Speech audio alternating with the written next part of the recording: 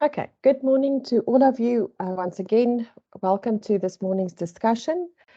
As we said previously, please remember that these discussions are by no means a comprehensive discussion that would, just by listening to these recordings or to the discussion of the study units, please do not think that this is sufficient for you to actually go and write the exam. Please treat these discussions as an overview, as something additional to the prescribed material.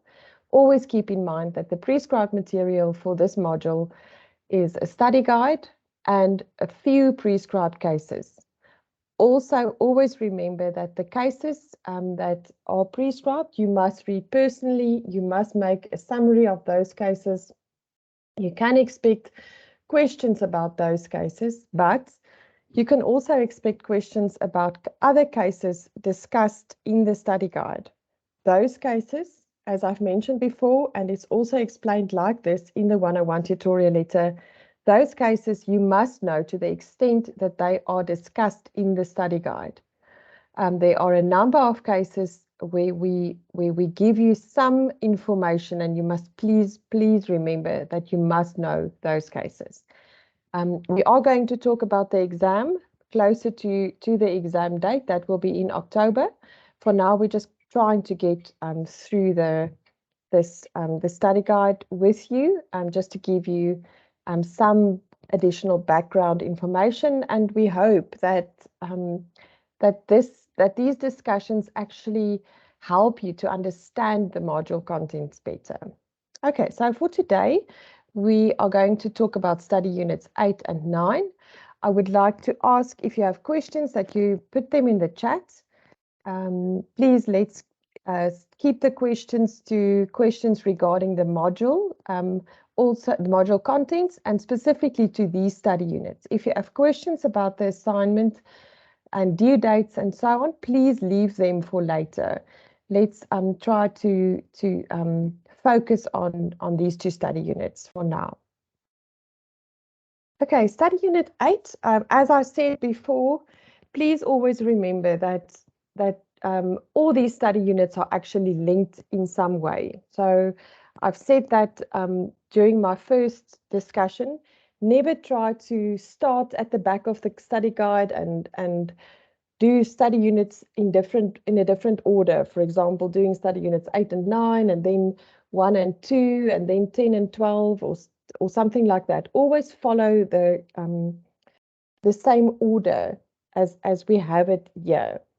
And if you remember before, I also said always remember to look at the table of contents of each study unit to get that bigger picture and to get the overview of the study unit itself.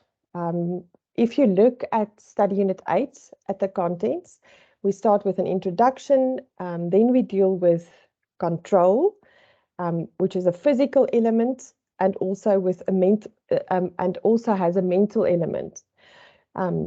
We explain the different aspects of control: direct physical control, indirect physical control. How do you acquire control? Must you exercise control personally? Should control be continuous? Should there be some kind of contact to control something? And then, very important, we discuss the different intentions with which a person can control a thing. And then point 2, what is possession? Is it a fact or a right? The jus possessionis and jus possidendi. And then point 4, possession and the presumption of ownership. Now for today, I'm not going to go into too much detail regarding the different elements of control. Regarding the mental element, I will definitely talk about that. Point 2, 3, and 4, I'm not going to have time to actually discuss. I want you to go and look at that yourself. Now, on my first slide, you will see that I said there, let's recap. What have we done?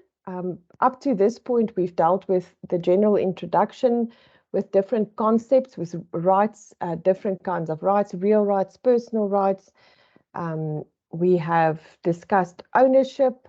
How do you acquire ownership? How can you protect ownership? What is the nature of ownership? It's a real right. It's a complete real right, most complete real right, but also a right that can be limited by the law and also by rights of others.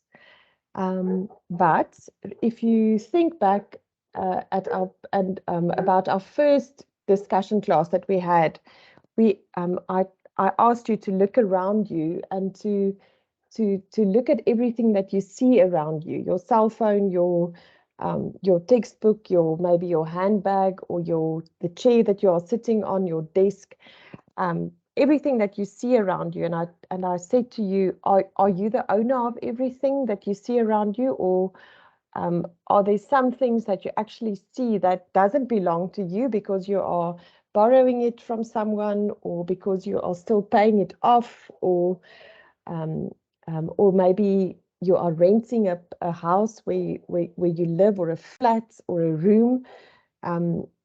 So we are not owners of everything that we see around us. Some things we only control with a specific intention. Now, in that first line, it says ownership, possession, holdership. If you completed your first assignment, you already have a good idea of what a possessor and a holder is. On my slide there, you can see three little cars, the one being owned by somebody, the one being, the one car is it's got the word holder there, and the other one possessor. Now, of course, ownership is a real right. What is a holder? For example, a borrower. If I use my friend's car for a week, I'm not the owner of that car, I'm a holder. But if I steal my friend's car, I'm not a holder, I'm a thief. And in that instance, I am a possessor.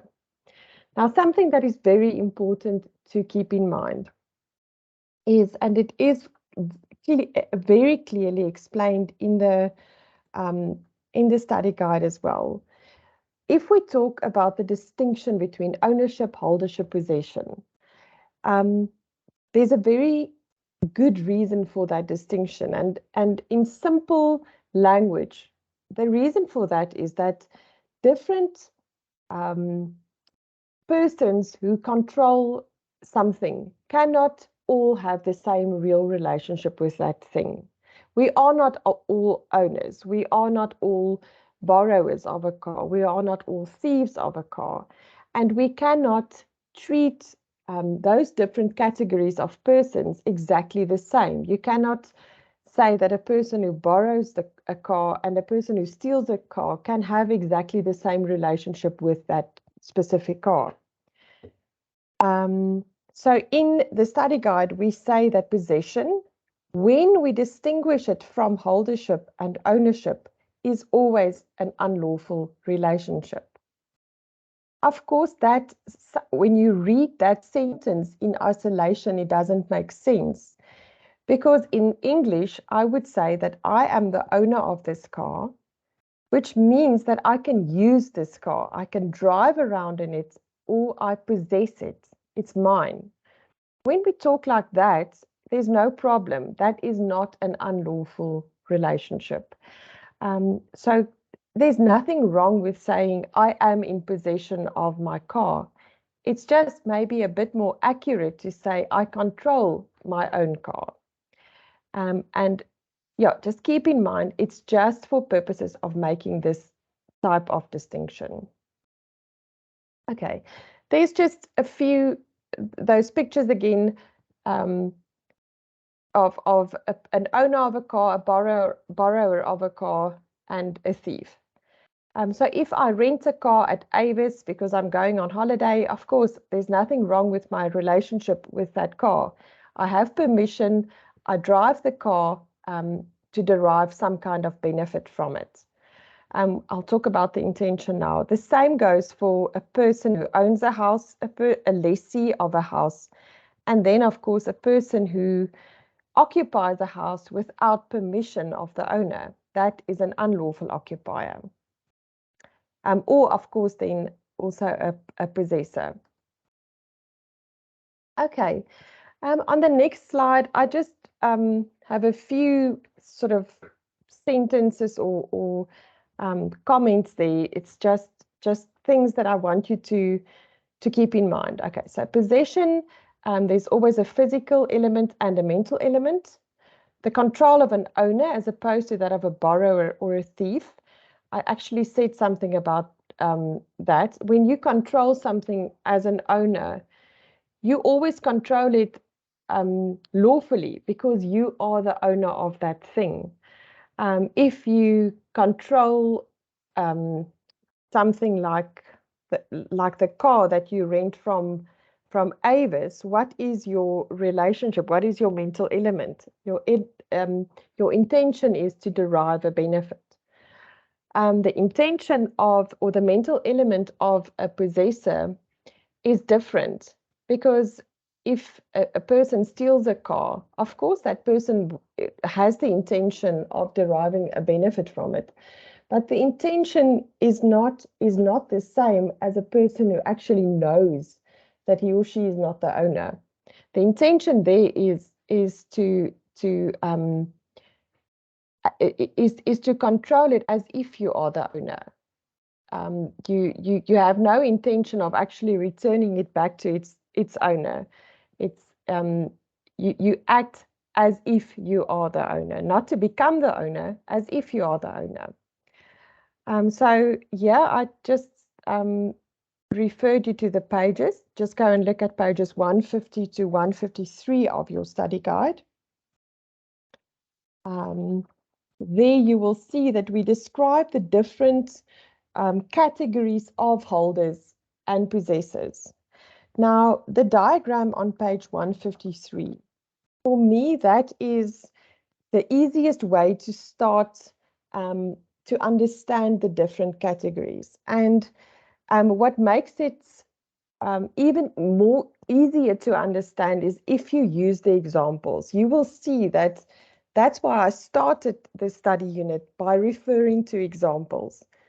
Because if you keep in mind that a person who steals a car, as opposed to a person who's renting a car from a car rental agency, immediately you can see that there is a difference between those categories.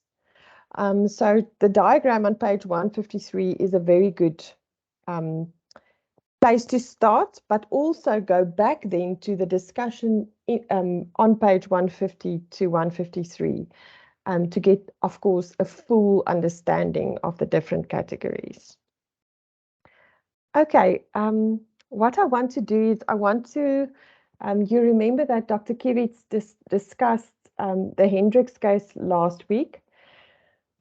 I think the Hendricks case gives us a very, very good illustration of the different real relationships that people can have with the same thing. Now, in the Hendricks case, I'm not going to go into the necessarily the nature of Mrs. Hendricks' right that she had. She had a servitude, a personal servitude, to live in the house. But what I want to show you is how interesting the different relationships can be in a specific set of facts. So if you remember, there was a house which was owned by Graham and Margaret. Then what did Mrs. Annie have? Mrs. Annie had the right to stay there, which was a personal servitude, a habitatio. So even though she wasn't the owner, she had the right to be there. Graham and Margaret, of course, were the owners, so they had a real right to own the house. When things got difficult in terms of relationships turning badly in the facts, we had the situation where we could see how strong Mrs. Annie's right was. Her personal servitude actually allowed her, or made it possible for her to successfully apply for an eviction order. So if we look at our different real relationships, Graham and Margaret, what were they? They were not owners, but they were lawful holders during the time when they had permission from Mrs. Annie to stay there. They were lawful holders. They had a right to stay there. They had permission to stay there, and they were owners. So their relationship was lawful. What was Mrs. Annie's relationship? Of course, she's a lawful holder because she has permission to stay there. She has a limited real right. Okay, so that gives us a very brief overview of study unit 8. Mr. Kutu, may I ask you, are there any pertinent questions there that I must answer? Hi, Prof. So far, nothing related to study unit 8. So please proceed to 9. Thank you very much. Okay, thank you, students. Okay, study unit 9. What I didn't say in my discussion of study unit 8, of course, one of the reasons for making the distinction between ownership, holdership, and possession is because different remedies apply to different real relationships. We also touched on that during our previous discussion when I explained to you that not all remedies are available to owners. Also, not all remedies are available to persons who are not owners. If you remember, we spoke about a person who rents a property and which remedies that person actually have, as opposed to the person who actually owns the property. And we spoke about that table but that you must use for to get the overview of the remedies. We will talk about that now. But if you look at study unit 9, the most important remedy that is available to a person who is a holder or a possessor is the spoliation remedy. Now, the most important decision there is, it's discussed extensively in study unit 9, is Nino Bonino versus De Lange. Of course, that's not a case that you have to read yourself, but you must know what is said about that case in study unit 9. Now, the spoliation remedy, the purpose of that remedy is to restore control or possession.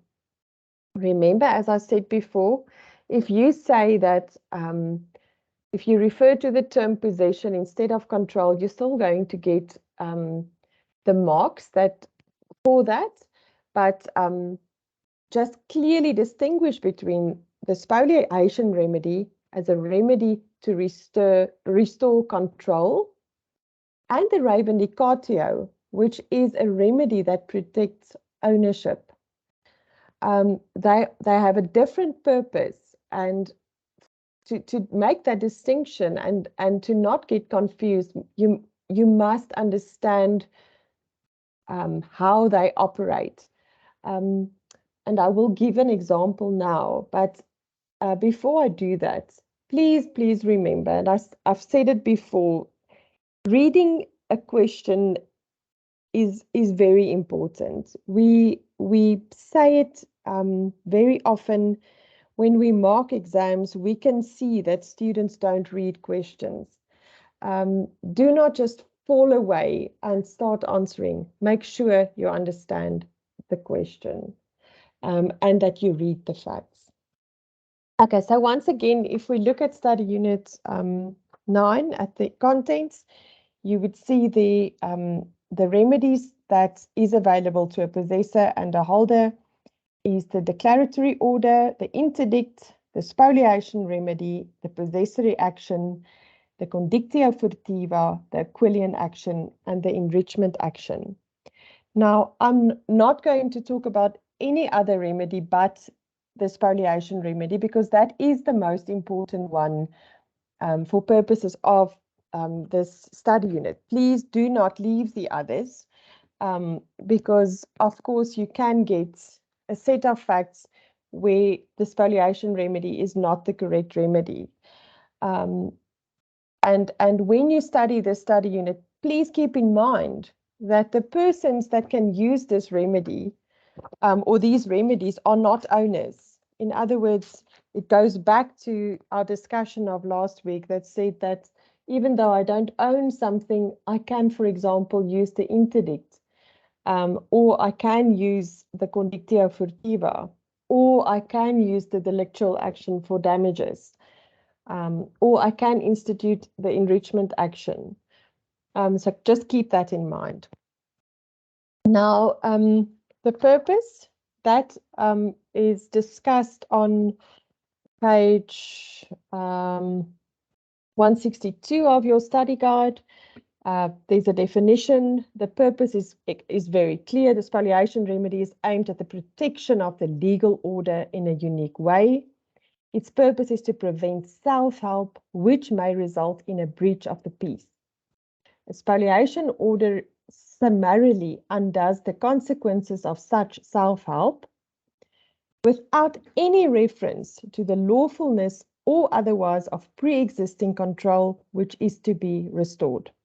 In other words, the court does not investigate the merits of the rights of the parties. Specific performance of a contractual right does not form part of the purpose of the spoliation remedy. Okay, then there's a definition, and then of course there are requirements, like there are requirements for all the remedies. Now, the requirements for the spoliation remedy: the applicant must have enjoyed peaceful and undisturbed control. The respondent, the person who disturbed the control, must have disturbed the applicant's control in an unlawful manner. Now, students often ask us, how can we always say that we want you to use your own words? Now, yes, we want you to use your own words. In other words, we don't want an answer in the exam where we can see that a student copied from the guide directly. But something like requirements, and the requirements of the spoliation remedy is a very good example of that. You must have those words. Peaceful, undisturbed control. That's not something that we made up. That came from the decision of Nino Bonino. And then disturbance in an unlawful manner. Please, those words must be there. It's as I said, not something that we thought of. It's part of the decision in Nino Bonino. Okay. Now, you will see there that I said, what's the purpose? We've done that. What is the relevance of the remedy today? Now, the remedy actually is used very, very often today. And it's because of many different things. But I'm sure that if you have read the cases, you can understand why it is so relevant. Of course, we have a constitution that protects the right to property, which is very important for this module, but also the right to have access to housing, Section 26. Now, Section 26 provides that no person may be evicted without a court order. Now, of course, we all know that landowners very often get frustrated when persons are occupying land or houses without permission. And then, of course, we know how landlords tend to evict, which is not really evict as they must evict with a court order. But things that people do to just get control of their properties back. We all know stories of persons changing locks and removing belongings of persons occupying property without permission. And of course, we all know that that is taking the law into your own hands to do that. If you want to evict a person from your property because such person doesn't have permission to occupy, you need to go to court. You need to apply for an eviction order. You need to follow the correct procedure. Whether it's the PI Act or the ESTA Act or the Labour Tenants Act, we are going to still deal with them in more detail, but that is what you are supposed to do. not changing locks and things like that. Of course, those facts are very similar to the Nino Bonino facts. You can read about that in the study guide. I'm sure you have already done that. So yes, taking the law into your own hands is prevented by the spoliation remedy. Okay, and the basis for that eviction order, of course, is the reivindicatio. If I am the owner of a flat and I have a person staying in the flat who's not paying me, or maybe the contract expired, of course, I must have some kind of procedure to evict such a person. And the basis for that is the reivindicatio. As owner, I can claim back that property, that thing. But what happens if I do not follow the correct procedure? I go, I change the locks, I take the belongings of the person who stayed there. That person automatically has the opportunity to institute the spoliation remedy. So keep that set of facts in mind. It's different remedies. It's got a different purpose. Okay, of course, if you want to succeed with the spoliation remedy, you must prove that you were in peaceful, undisturbed control, and that control was disturbed unlawfully. When is it unlawful? When you don't agree for that to happen, the landlord just comes and changes the locks, removes everything. Okay. The defenses, certain defenses are allowed against the spoliation remedy. You can find them on page 164 to 166. They are listed there. For example, you can say that the applicant did not have peaceful and undisturbed control. The respondent did not disturb the applicant's control. The disturbance was not unlawful. For example, there it's mentioned that if I did have a court order, of course, then it wasn't unlawful. Maybe you can say the applicant waited too long to make his application, or the most interesting one, but also the one that gives the most problems in court decisions, is that it is impossible to restore control. The cases that are mentioned and very briefly discussed on page 165. You need to make sure that you know those cases and also that you know what the courts said about the defense of impossibility in those cases. The case that follows there under defenses here, the City of Tshwane Metropolitan Municipality versus the Mamelodi Hostel residence case. That case also, in a sense, dealt with the defense of impossibility. So in that set of facts, there were some people living in this Mamelodi hostel. The City of Tshwane basically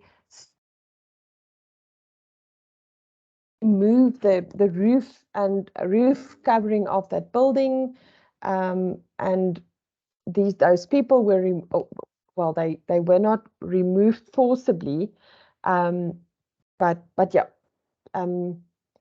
they basically agreed to move out of the building. I want you to go and read the case, but I want you to focus on the defense, the discussion of the defense of impossibility in that case. Okay. There I already referred to the other remedies. I also said here, go back to the table in study unit 6. That's the one that we spoke about last week, where you have those columns and you can see who can institute a certain remedy against who, what are the requirements. It gives you a very, very good overview. Okay, last week, Dr. Kivitz already discussed the Bischoff case. That was, of course, the case that you also had to know for had to read for assignment 1. You can go and look at the facts, focus on the discussion of the requirements, and also go and have a look at the role of the reivindicatio and the eviction in that case. I'm not going to repeat that. If you missed last week's discussion of this case, you can go back to that recording. It is on my Unisa. Okay, I think that concludes my discussion of study unit 9. Mr. Kutsu, any questions there? Hi, Prof. So far, there are no questions. I only see one comment from the student. I'm not Fekeza. Um, the, the issue here is that there's a proposal that classes be shifted